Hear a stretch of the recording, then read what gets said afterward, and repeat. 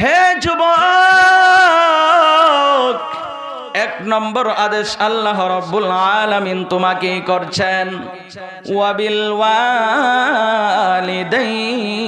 ইহসানা। আল্লাহ রাব্বুল আলামিন বলেন তোমার পিতা মাতার প্রতি তুমি ভালো ব্যবহার করো। বলেন সুবহানাল্লাহ। ইহসান, ইহসান কাকে বলা হয়?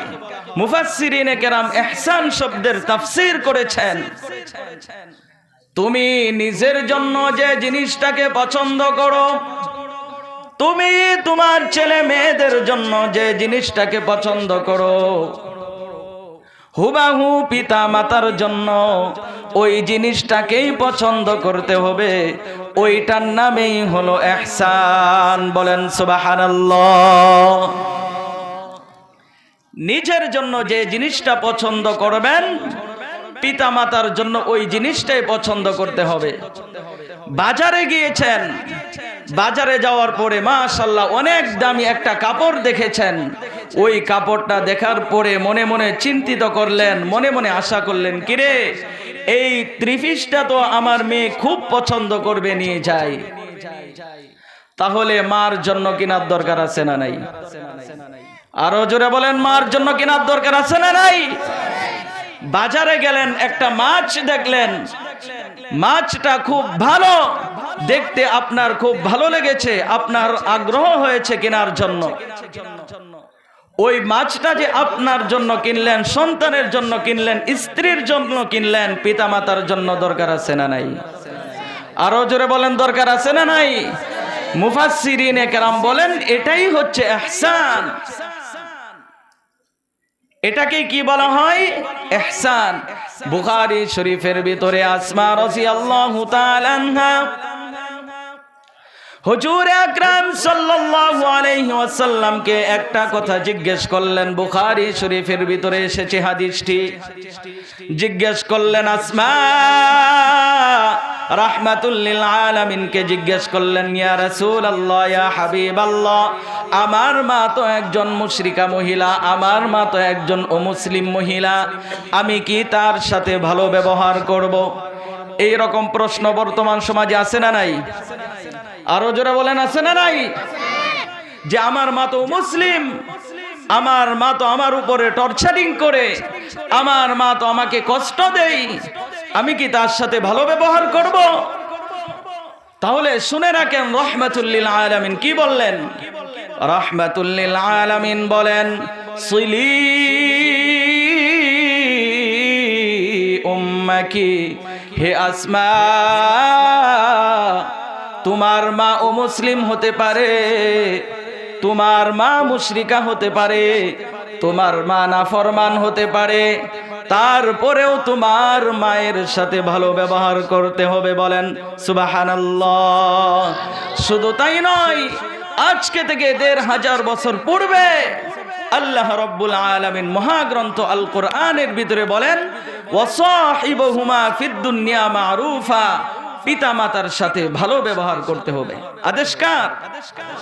আরো জোরে বলেন, আদেশ কার? সময় তেমন একটা পাবো না, এই জন্য সংক্ষেপ করছি।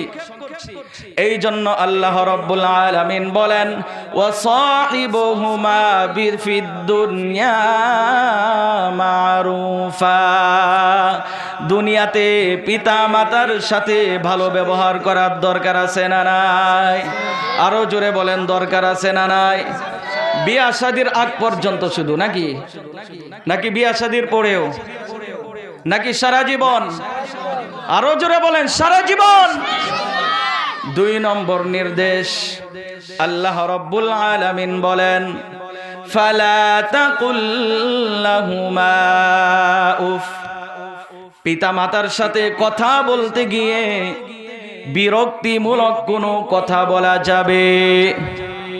আরো জোরে বলেন, কোনো কথা বলা যাবে? আপনি যখন শৈশবে ছিলেন, আপনার বয়স যখন কম ছিল রে যুবক, আপনি একটা কথা একবার নয়, দুইবার নয়, বারবার জিজ্ঞেস করেছেন, কিন্তু এরপরেও আপনার মা কিন্তু বিরক্ত হয় নাই, আপনার বাবা কিন্তু বিরক্ত হয় নাই। আজকে সন্তান তুমি যৌবনকালে পদার্পণ করলে, তোমার মা বার্ধক্যে উপনীত হলো, তোমার মার বিবেক বুদ্ধি হ্রাস পাওয়ার কারণে, কমে যাওয়ার কারণে অনেক সময় এদিক সেদিক কথা বলে, আর ওই কথার উত্তর দিতে গিয়ে তুমি বিরক্তিমূলক শব্দ ব্যবহার করো। এটা করা যাবে? আরো জোরে বলেন, করা যাবে? এই জন্য আল্লাহ রাব্বুল আলামিন 2 নম্বর নির্দেশ দেন, ফালা তাকুল লাহুমা উফ। পড়েন আল্লাহু আকবার। পিতা মাতার সাথে কথা বলতে গিয়ে বিরক্তিমূলক কোনো শব্দ ব্যবহার করা যাবে? আরো জোরে বলেন, করা যাবে? 3 নম্বর নির্দেশ আল্লাহ রাব্বুল আলামিন এই আয়াতের ভিতরে 3 নম্বর নির্দেশ দেন, ওয়ালা তানহারহুমা। পিতা মাতার সাথে কথা বলতে গিয়ে ধমক দেওয়া যাবে? আরো জোরে বলেন, ধমক দেওয়া যাবে? আরো জোরে বলেন, ধমক দেওয়া যাবে? অনেক বেয়াদব তো এইরকম আছে, অনেক হতভাগা তো এইরকম আছে, পিতা মাতাকে শুধু ধমক দিয়ে শেষ নয়, বন্ধু বান্ধবের সাথে আড্ডা দিবে, এই জন্য টাকা লাগবে, গিয়ে বলে আব্বু আমাকে টাকা দাও, আম্মু আমাকে টাকা দাও। মা বলে বাবা টাকা নাই, টাকা নাই। বলে না, টাকা দিতে হবে, টাকা দিতে হবে, না হয় কিন্তু চেয়ার ভেঙে ফেলবো, না হয় কিন্তু টিভি ভেঙে ফেলবো, না হয় কিন্তু সুকেস ভেঙে ফেলবো। আছে না নাই? আরো জোরে বলেন, আছে না নাই? আপনারা বলেন আর নাই বলেন, আজকে থেকে 1500 বছর পূর্বে এই কথা যিনি বলে দিয়েছেন তিনি কে? আরো জোরে বলেন, তিনি কে? এই জন্য বন্ধু বান্ধবের সাথে আড্ডা দিতে গিয়ে টাকার জন্য পিতা মাতাকে কষ্ট দেওয়া যাবে? আরো জোরে বলেন, ধমক দেওয়া যাবে? হে যুবক, হে যুবক, তোমার পিতা মাতা তোমার জন্য কতটুকু কষ্ট করেছে কোন ভাষায় বোঝামো? এই জন্য কিছুটা সহজ হয়েছে। মা হাসপাতালে যায়, তোমার মতো সন্তানকে প্রসব করতে গিয়ে মা হাসপাতালে যায়, বাবা হাসপাতালে যায়। 2 জন হাসপাতালে যাওয়ার পরে ডাক্তারি পেইডের ভিতরে সাইন করে যে আমি মা আমার এই আদরের সন্তানকে দুনিয়াতে আনতে গিয়ে আমি মা যদি মারা যাই তাহলে ডাক্তার কর্তৃপক্ষ দায়ী নহে। লেখা থাকে না? অবশ্যই লেখা থাকে। এখন প্রশ্ন হচ্ছে, এত সুন্দর বডি, এত সুন্দর চেহারা কেউ কাটবে? হ্যাঁ, মা ছাড়া আর কেউ কাটবে? আপনি যদি বলেন হে অমুক মা অমুক বোন আপনাকে 1 কোটি টাকা দিব, বিনা কারণে বিনা প্রয়োজনে আপনি আপনার চেহারা, আপনি আপনার পেটটা কাটেন, অপারেশন করেন, করবে? বলবে যে আরে পাগলা কুত্তা কামড়াইছে মনে হয়। বলবে কিনা বলেন? অবশ্যই বলবে। কিন্তু মা তোমার মতো আদরের সন্তানকে দুনিয়ার জমিনে আনতে গিয়ে নিজের নামটাকে মৃত্যুর খাতায় নামটা লেখাইয়া এরপরে তোমার মতো সন্তানকে দুনিয়ার জমিনে আনলো। তোমার মতো সন্তানকে দুনিয়ার জমিনে আনার পরে এবার তুমি তোমার মাকে কষ্ট দাও, তুমি তোমার বাবাকে কষ্ট দাও। খোদার কসম করে বলি, খোদার কসম করে বলি, তোমার মাকে যদি তুমি কষ্ট দাও, তোমার বাবাকে যদি তুমি কষ্ট দাও, তোমার কোনো ফরজ ইবাদত কবুল হবে না, তোমার কোনো ওয়াজিবাত কবুল হবে না, তোমার কোনো সুন্নত মুআক্কাদা সহ কোনো কিছু কবুল হবে না। ঠিক কিনা বলেন? কোনো কিছু কবুল হবে না। কথা কার? আরো জোরে বলেন, কথা কার? এই জন্য আল্লাহ রাব্বুল আলামিন 3 নম্বর আদেশ করছেন ওয়ালা তানহারহুমা, পিতামাতাকে ধমক দেওয়া যাবে? 4 নম্বর নির্দেশ। 4 নম্বর নির্দেশ কার? আরো জোরে বলেন কার? কথা বলতে হবে, আজব কথা বলেন কার? আল্লাহ রাব্বুল আলামিন বলেন ওয়াকুল লাহুমা কাওলান কারীমা, বলেন আল্লাহু আকবার। হে যুবক, পিতা মাতার সাথে যদি তুমি কথা বলতে চাও, পিতা মাতার সাথে যদি তোমার কথা বলতে হয়, আল্লাহ রাব্বুল আলামিন বলেন কাওলান কারীমা, সম্মান দিয়ে কথা বলতে হবে। কিভাবে? সম্মান দিয়ে। সম্মান কি? শাশুড়ির সাথে যে রকম মিষ্টি মিষ্টি ভাষায় কথা বলো, শ্বশুর আব্বুর সাথে যে রকম মিষ্টি মিষ্টি ভাষায় কথা বলেন, পিতা মাতার সাথে কথা বলতে গিয়ে ওই রকম সম্মানজনক কথা বলার দরকার আছে না নাই? আরো জোরে বলেন, কথা বলার দরকার আছে না নাই? এই জন্য আল্লাহ রাব্বুল আলামিন আজকে থেকে ১৫০০ বছর পূর্বে বলে দিয়েছেন ওয়াকুল লাহুমা কাওলান কারীমা, পিতা মাতার সাথে কথা বলতে হইলে অত্যন্ত সম্মান দিয়ে কথা বলার দরকার আছে না নাই? 5 নম্বর নির্দেশ হলো আল্লাহ রাব্বুল আলামিন বলেন ওয়াখফিদ লাহুমা জানাহাল-যুল্লি মিনার রাহমা, ওয়াখফিদ লাহুমা জানাহাল-যুল্লি মিনার রাহমা। হে যুবক, আল্লাহ রাব্বুল আলামিন 5 নম্বর আদেশটা কি করতেছেন গভীর মনোযোগ দিয়ে শুনুন। আল্লাহ রাব্বুল আলামিন বলেন তোমার ভিতরে যত মায়া আছে, তোমার ভিতরে যত ভালোবাসা আছে, তোমার ভিতরে যত ইহসান আছে, তোমার ভিতরে যত অনুগ্রহ আছে, সমস্ত দয়াগুলোকে, সমস্ত ভালোবাসাগুলোকে পিতা মাতার সামনে পিষ্ট করার দরকার আছে না নাই? আরো জোরে বলেন, দরকার আছে না নাই? এই জন্য আল্লাহ রাব্বুল আলামিন বলেন ওয়াখফিদ লাহুমা জানাহাল-যুল্লি মিনার রাহমা ওয়াকুর রাব্বিরহামহুমা কামা রাব্বায়ানি সগীরা, বলেন আল্লাহু আকবার। আল্লাহ রাব্বুল আলামিন বলেন তোমার ভিতরে যত দয়া আছে, মায়া আছে, 5 নম্বর পিতামাতার সম্মানার্থে উনাদের পদতলে পিষ্ট করে দিতে হবে। কত নম্বর? আরো জোরে বলেন, কত নম্বর? 6 নম্বর রব্বে কারীম বলেন সকলেই পড়েন রব্বিরহামহুমা কামা রাব্বায়ানি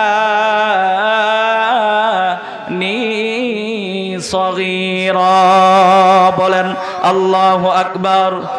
আরো জোরে বলেন আল্লাহু আকবার।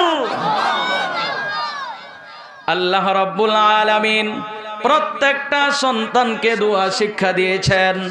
আল্লাহ রাব্বুল আলামিন বলেন হে দুনিয়ার সন্তান,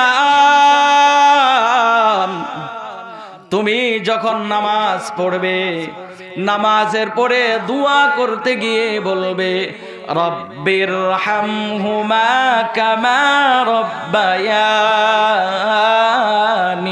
সগীরা। এর অর্থ হলো আল্লাহ তুমি আমার পিতামাতার সাথে ওই রকম ব্যবহারই করো, ওই রকম রহমই করো যে রকম ছোটবেলা তারা আমাদের সাথে রহম করেছিলেন। কেমন রহম? মুফাসসিরিনে কেরাম বলেন হে সন্তান, হে যুবক, তুমি যখন ছোট ছিলে তুমি যখন অসুস্থ ছিলে তোমার পিতা মাতা পাগলের মতো হয়ে গিয়েছিল, কখনো এই ডাক্তারের কাছে, আবার কখনো ওই ডাক্তারের কাছে, আবার কখনো অমুক হুজুরের কাছে, আবার কখনো তমুক হুজুরের কাছে, আবার কখনো অমুক কবিরাজের কাছে, আবার কখনো তমুক কবিরাজের কাছে পাগলের মতো হয়ে গিয়েছিলেন। বারবার আসা যাওয়া করেছিলেন, গিয়ে বলেছিলেন, ডাক্তার সাহেব আমার সন্তান অসুস্থ, আমার সন্তান অসুস্থ, আমার সন্তানের জন্য আমি মা পেরেশান, আমার সন্তানের জন্য আমি বাবা পেরেশান। ডাক্তার সাহেব আমার সন্তানকে দ্রুত চিকিৎসার ব্যবস্থা করে দেন। শুধু তাই নয়, শীতকালে সন্তান তুমি যখন রাত্রে পেশাব করে দিয়েছিলে, নিচে কম্বল, নিচে তোশক, উপরে কম্বল, তুমি যখন রাত্রে যখন পেশাব করেছিলে, টয়লেট করেছিলে, তোমার মা তোমার বাবা তোমাকে কতটুকু ভালোবাসে সন্তান শুনে নাও, জেনে নাও। তোমাকে ভালো ভালো গরম গরম কম্বলের উপরে নিচে শুয়াইছে, আর ওই ভিজা কম্বল এবং তুষকের উপরে নিচে তোমার পিতামাতা ঘুমাইছে। এরপরেও তারা গভীর শীতের ভিতরে, প্রচন্ড শীতের ভিতরে তারা নিজেরা নিজেদের কষ্টকে অনুভব করে নাই।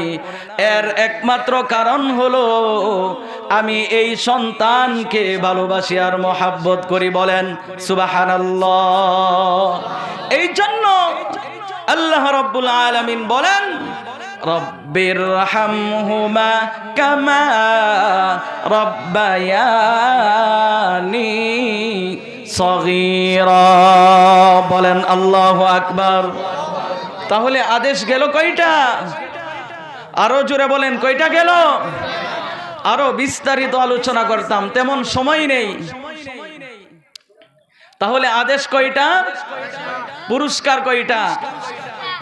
এই পুরস্কারগুলো আমি বলবো, যে এই পুরস্কারগুলো আমি বলার পরে এখান থেকে যে বলতে পারবেন আজকে আমি তাকে পুরস্কার দিয়ে এরপরে আমি ঢাকায় যাব। পুরস্কার নিবেন তো ইনশাআল্লাহ?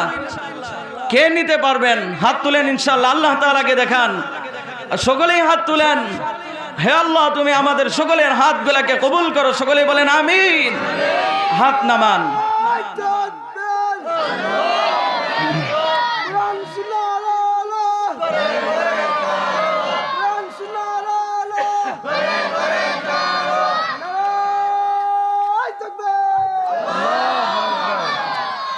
এই পিতামাতার 6টা আদেশ পালন করলে পুরস্কার যেন কয়টা? 5টা। এই 5টা পুরস্কার নিবেন তো ইনশাআল্লাহ? শুনে চলে যাবেন নাকি মুখস্থ করে যাবেন? আরো জোরে বলেন, মুখস্থ করে যাবেন তো ইনশাআল্লাহ? 1 নম্বর পুরস্কার, এই পুরস্কার আমি বলি নাই যুবক, হাকিমুল উম্মত মুজাদ্দিদে মিল্লাত শাহ আশরাফ আলী থানভী রাহমাতুল্লাহি আলাইহি উনি উনার কিতাবের ভিতরে লেখেন, প্রত্যেকটা সন্তান যখন উক্ত 6টা আদেশ পালন করবে, ওই 6টা আদেশ পালন করার পরই আল্লাহ তাআলা প্রত্যেকটা সন্তানদেরকে দুনিয়ার জমিনে 5টা পুরস্কার দিয়ে দিবেন। বলেন সুবহানাল্লাহ। থানভী রাহমাতুল্লাহি আলাইহির বক্তব্য। তার ভিতরে 1 নম্বর পুরস্কার জানার দরকার আছে না নাই? আরো জোরে বলেন, জানার দরকার আছে না নাই?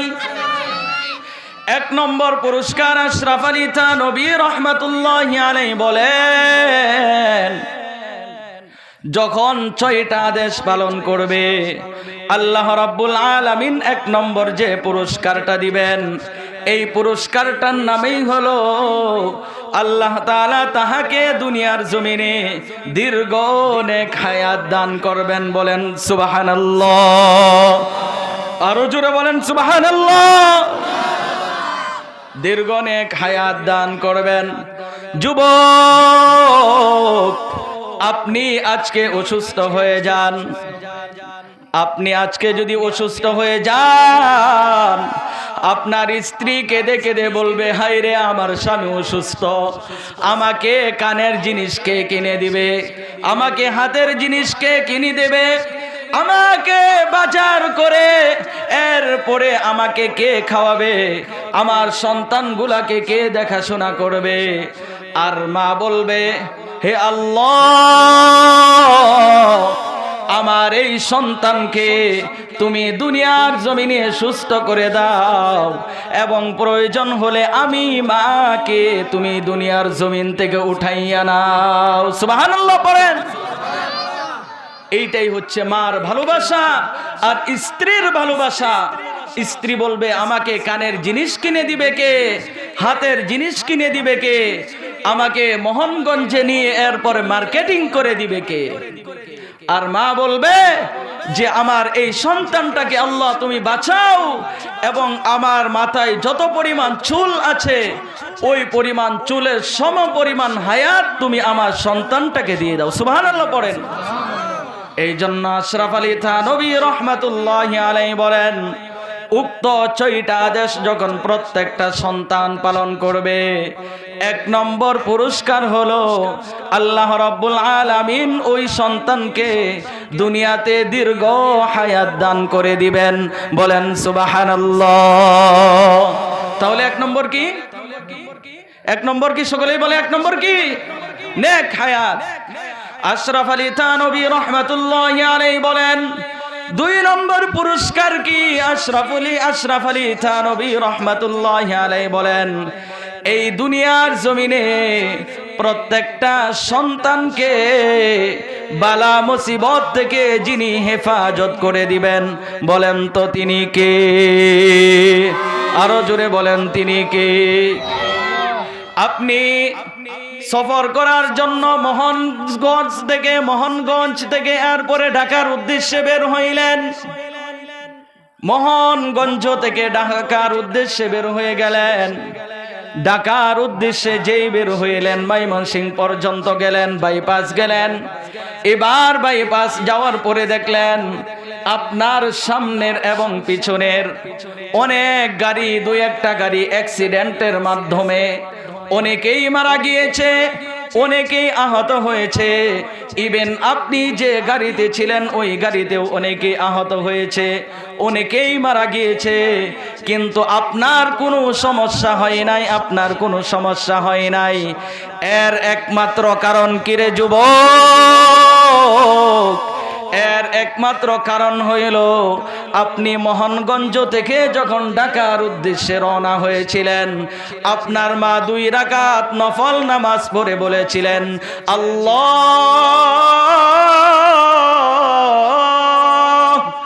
আমার এই সন্তানটা মোহনগঞ্জ থেকে ঢাকার উদ্দেশ্যে বের হয়েছে, যত ধরনের বালা মুসিবত আছে ওই বালা মুসিবত থেকে তুমি আমার সন্তানটাকে হেফাজত কইরো। এই যে আপনার মা যখন দোয়া করলেন, এই দুয়ার বদৌলতে, এই দুয়ার উসিলা করে আপনি বালা মুসিবত থেকে বেঁচে গেলেন। বলেন সুবহানাল্লাহ। অহরহ ঘটনা ঘটছে এরকম। কয়টা বলবো আমি আপনাদেরকে? অনেক ঘটনা ঘটছে। আমি আপনাদেরকে একটা এক্সাম্পল দিয়ে গেলাম কেবল। তাহলে 2 নম্বর কি যেন? বালা মুসিবত থেকে যিনি হেফাজত করবেন তিনি কে? আরো জোরে বলেন, তিনি কে? তাহলে 1 নম্বর হলো দীর্ঘ নেক হায়াত। 2 নম্বর কি? বালা মুসিবত থেকে আল্লাহ তাআলা হেফাজত করবেন। কয়টা গেল? 3 নম্বর হইল। এখন বাকি কয়টা? আরো 3টা। তার ভিতরে 3 নম্বর পুরস্কার।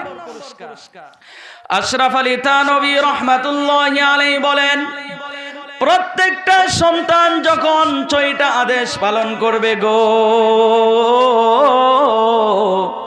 আল্লাহ রাব্বুল আলামিন তাকে 3 নম্বর যে পুরস্কারটা দিবেন, ওই পুরস্কারটা হলো আল্লাহ রাব্বুল আলামিন তাকে ইজ্জতের জিন্দেগি দান করবেন। বলেন সুবহানাল্লাহ। সম্মানের জিন্দেগি দান করবেন। কেমন? আপনি চাকরি করেন, আপনি অফিসে গিয়েছেন, আপনার তেমন কোনো টাকা পয়সা নেই, আপনি যে পদে চাকরি করেন ওই পদটা তেমন কোনো বড়ও না, এরপরেও অন্যান্য লোকেরা আপনাকে দেখলে সালাম দেয়, সম্মান করে। এর একমাত্র কারণ কি রে যুবক? এর একমাত্র কারণ হইল পিতা মাতার দোয়া আপনার উপর আছে না নাই? আরো জোরে বলেন আছে না নাই?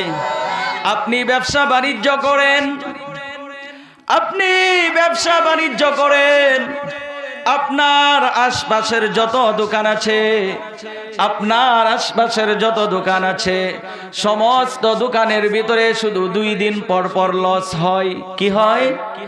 লস হয়। কিন্তু আপনার দোকানে লস হয় না, আপনার দোকানে অনেক ইনকাম হয়, অনেক ইনকাম হয়, অনেক ইনকাম হয়। যুবক, লক্ষ্য করে দেখবেন, গভীরভাবে খেয়াল করে দেখবেন, আপনার বেশি ইনকাম হওয়ার পিছনে আপনার পিতা মাতার দোয়া আছে না নাই? আরো জোরে বলেন আছে না নাই?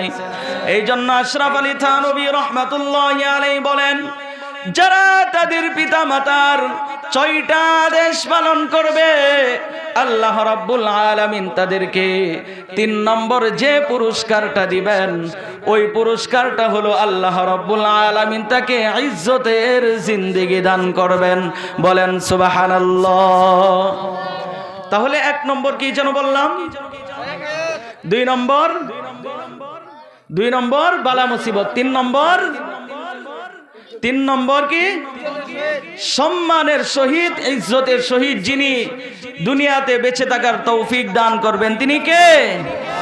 তাহলে কয়টা গেল? বাকি আছে কয়টা? আর মাত্র কয়টা? 2টা। আর 2টা বলবো না, শেষ করে দিব। আচ্ছা, আর 2টা শেষ করে দিই, দ্রুতই শেষ করে দিব ইনশাল্লাহ।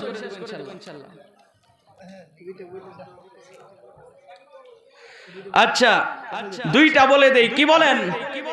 4 নম্বর হইল আশরাফ আলী থানভী রহমাতুল্লাহি আলাইহি বলেন, কেউ যদি 6টা আদেশ পালন করে, তাহলে 4 নম্বর যে পুরস্কার আল্লাহ রাব্বুল আলামিন দিবেন, সেই পুরস্কারটা হইল, আপনি যখন আপনার পিতা মাতার সেবা যত্ন করতে গিয়ে নেক দৃষ্টিতে যখন আপনি আপনার পিতা মাতার দিকে তাকাইলেন, আল্লাহ রাব্বুল আলামিন আপনাকে আমাকে কবুল হজ এবং উমরা করার সওয়াব দিয়ে দিলেন। বলেন সুবহানাল্লাহ। আরো জোরে বলেন সুবহানাল্লাহ।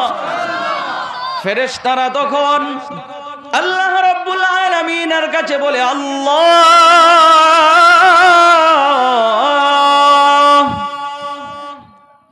অমুক গ্রামের অমুক ব্যক্তি, সে সব সময় তার মার সাথে ভালো ব্যবহার করে, তার বাবার সাথে ভালো ব্যবহার করে, ভালো ব্যবহার করতে গিয়ে তার মায়ের দিকে নেক দৃষ্টি দিয়ে তাকায়। এই নেক দৃষ্টি দিয়ে তাকানোর কারণে তার যেহেতু নফল হজের সওয়াব হচ্ছে, উমরার সওয়াব হচ্ছে। আল্লাহ, আমরা ফেরেশতারা তোমার কাছে দরখাস্ত করতেছি, ওই ব্যক্তিকে মক্কা মদিনায় এনে, ওই ব্যক্তিকে মক্কা মদিনায় এনে হজ করার তৌফিক দান করেন। বলেন সুবহানাল্লাহ। আর আল্লাহ তাআলা যখন কাউকে হজের জন্য মক্কা মদিনায় কবুল করেন, টাকা পয়সার দরকার আর আছে? আরো জোরে বলেন, টাকা পয়সার দরকার আছে? এই জন্য পিতামাতার প্রতি যখন আপনি নেক দৃষ্টি দিয়ে সেবা যত্ন করবেন, আবার এটাকে বাধ্যতামূলক করা যাবে না। হাইরে, না করলে তো হবে না। আপনি যখন আপনার জায়গা থেকে আগ্রহশীল হয়ে, খুশি হয়ে আপনার পিতামাতার চেহারার দিকে তাকাইয়া নেক দৃষ্টিতে আপনার পিতামাতার যখন খেদমত করবেন, সেবা করবেন, পিতামাতার দিকে নেক দৃষ্টি দেওয়ার কারণে কবুল হজ এবং উমরার সওয়াব যিনি দিয়ে দেন, তিনি কে? আর এইটাকে কেন্দ্র করে ফেরেশতারা বলতে থাকে, আল্লাহ, অমুক ব্যক্তির যেহেতু নফল হজ এবং উমরার সওয়াবের অভাব নাই, তাহলে ওই ব্যক্তিকে মক্কা মদিনায় এনে হজ করার তৌফিক দিয়ে দাও। সুবহানাল্লাহ পড়েন। তাহলে কয়টা গেল? তাহলে 4 নম্বর হলো কি? হজ করার তৌফিক দান করবেন কে? তাহলে 1 নম্বর কি বললাম?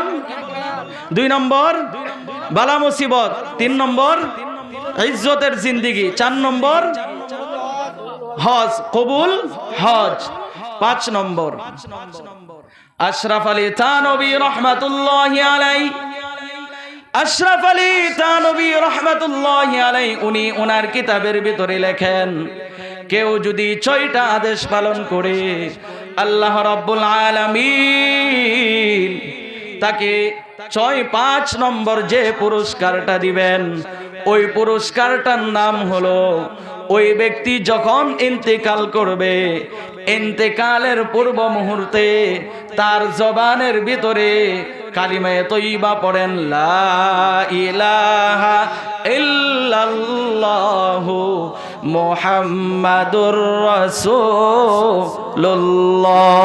বলেন আল্লাহু আকবার। এই কালিমা ওই ব্যক্তির নসিব করে দিবেন, বলেন সুবহানাল্লাহ। মৃত্যুর সময় কালিমা নসিব করে দিবেন। তাহলে কয়টা যেন বললাম পুরস্কার? কয়টা যেন বললাম পুরস্কার? 1 নম্বর কি? 2 নম্বর, 3 নম্বর ইজ্জতের জিন্দেগি, 4 নম্বর কবুল হজের সওয়াব, 5 নম্বর কালিমা, মওতের সময় কালিমা নসিব হবে। এই 5টা পুরস্কার কেউ যদি দাঁড়ায় বলতে পারেন, তাহলে আপনাকে আমি পুরস্কার দিয়ে এরপরে ঢাকার উদ্দেশ্যে